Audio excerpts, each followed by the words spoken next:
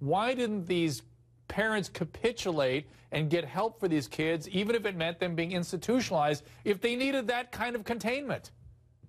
Right. Well, I think that is a great question, and it's one that we all need to be aware of, is that, you know, the community is so essential in helping bring together people that are struggling with things so that they don't feel alone, so they have other parents to ask questions to. And so the hospital, the local pediatrician's office, you know, the local mental health outreach, social workers, all need to be involved in bringing people who might have children that are struggling with autism together, Kirsten, so they're not alone, so they don't feel they have to go to extreme measures. Wendy, I'll let you to ring in here, but it's bringing me to tears when I think about the fact that people don't trust the mental health, particularly the mental health system, and then people end up hurt because of that. But what do you want to say, Wendy? It's not just that they don't trust it, Dr. Drew. They can't get services. I would love to, in this dream world you're talking about, that you can call in pediatricians and hospitals and behavioralists. It doesn't you guys exist. Are killing me. You're killing me. If there are financial issues with a family, these parents may think that they're actually saving their sons' lives by locking them up. I think you're probably no, Sam. I think she's right. I mean, I think that it's misplaced.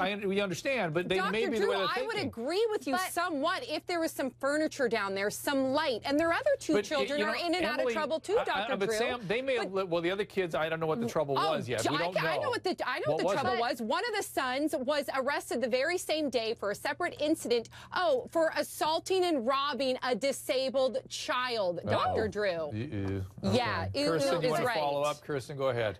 Well, I just wanted to say is that, yes, of course, we would all love to have more support and more resources, but there are more available than people think. Yes. It's a common misconception that, oh, no one's out there to help me, no one understands what I'm going through. Yes. And so I think it's one thing to say, you know, no, we don't live in a perfect world, but there are some resources available. You've got to fight to find them, and if you don't trust the system you're applying to, it's hard to do that. Emily, it costs about $3 million to care for a person with autism over the course of a lifetime, and most of that expense comes into the adult life. About $3.2 million I've got up on the board there. Wow. That's, you know, forget it. Most people hear what the expense is and they just go forget it, and they don't look or apply for some of the resources that are out there. I don't like also other barriers, because Dr. it can Drew. be so difficult. You need internet access. You need to be educated. You need to know the keywords. You need to look. Wendy, I mean, it is very hard. I feel it. I get what you're saying. But Emily, what do you think?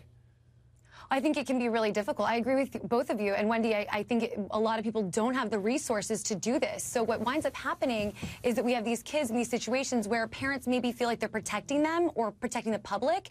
And at the end of the day, what these people did was tragic. Do not get me wrong. But Emily, is the answer then the best outcome for these twins, removing them from their parents who want to keep them close and are trying to get them but aren't succeeding? That might be the best thing. Okay. Well, we all agree with that. That taking them away from these parents is probably the best outcome. Clearly the parents are overwhelmed. Yeah, clearly the parents are overwhelmed. Sam, you say yes. The parents are not only overwhelmed, they have no compassion. Are you kidding me? No, I have to understand, Sam. Their version of compassion is I have to keep my sons alive and I have to protect the community from my sons. We don't know if they have violent tendencies. These parents were trying to do what they thought was right. This father had 32 years experience working for the school district. He had resources at his fingertips. You guys are giving these parents way too much of a benefit of the doubt. I find this terribly upsetting, you guys. Sam, I agree with. We might be. I mean, when you talk about the furniture, for instance, for all we know, the kids may have been using the furniture as a weapon against each other. I mean, who knows what was going on here? But you're right, Sam. We can hold out possibility that these parents are ill-guided. They're a little bit, maybe some sinister intent here.